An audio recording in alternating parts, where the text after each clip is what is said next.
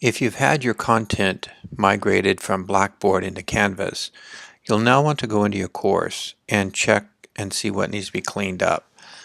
There are a number of items that you'll have to look at. You may want to start under Files on the left-hand side menu and look for duplicates. So these are the files that were transferred from Blackboard. They may be in a series of folders, or they may just be under the one folder.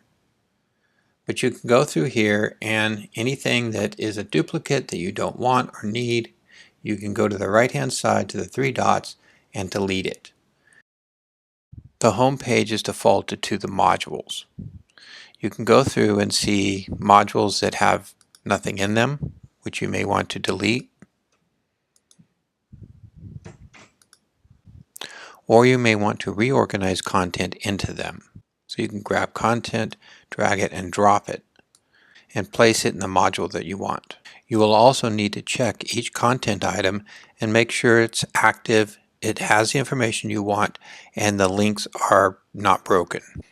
This example shows where there should be a link to a PowerPoint presentation. So I can go to Edit, highlight my link, go under Files, and locate the appropriate PowerPoint presentation. Save it, and then make sure you check it and see that it does properly download. You may find a link which appears to be active, like this one, but when you click on it, you get this message. So to resolve this, you do the same thing as the previous one. Go into Edit,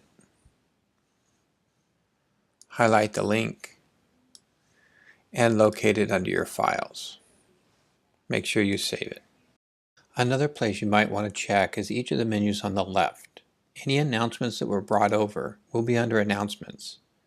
If you need to delete these, go into Announcements, and on the far right, the three dots will allow you to delete them.